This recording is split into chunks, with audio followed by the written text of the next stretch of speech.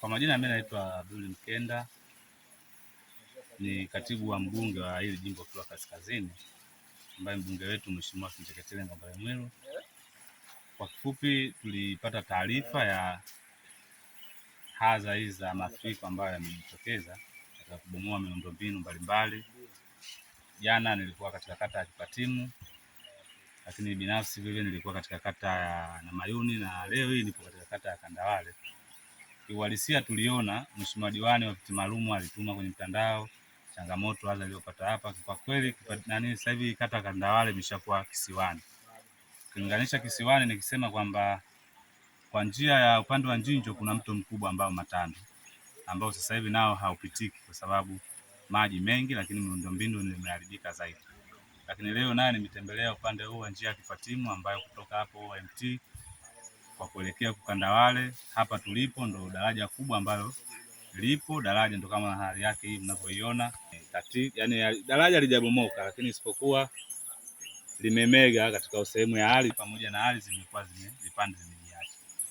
Kwa hiyo mimi kama mwakilishi wa mbunge ambaye alinituma au aliniagiza nije huku nije kuwatembelea hawa wananchi, nimekutana na baadhi ya wananchi, na vile vile nipo na Mheshimiwa diwani wa viti maalum, lakini nilimpigia na Mheshimiwa diwani wa hii kata Kandawale ambaye Matimbwa, kwa nimeona kwa uhalisia. Kwa hiyo yangu mimi kuchukua yale ambayo niliagizwa kumpelekea Mheshimiwa mbunge, ili yeye sasa na kushirikiana na serikali pamoja na TARURA au TANROADS, ningependa sana wangekuja ili kuona hadha hii ambayo ilikuwepo. Kwa hiyo mimi nimeyaona na nimepokea maoni yao, lakini nimeyaona mimi mwenyewe kwa binafsi hali ni mbaya kama alivyosema Mheshimiwa diwani kwamba sasa hivi hapa tulipo kituo cha afya kipo Kipatimu, asilimia ya wakazi wote lakini vile vile kuna miradi ambayo inaendelea kituo cha afya.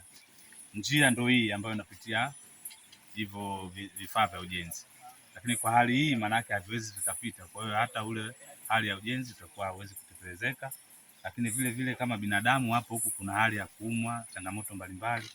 Kwa kiufupi hali sio mzuri.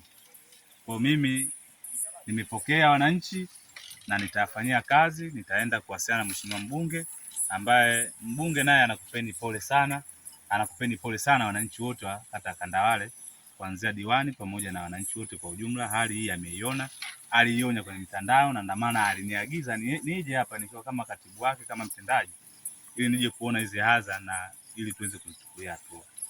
Lakini vile vile ningeomba tu haya mambo si kwa kusema leo au kesho, lazima tuseme hivi vitu ni vya kitaalamu.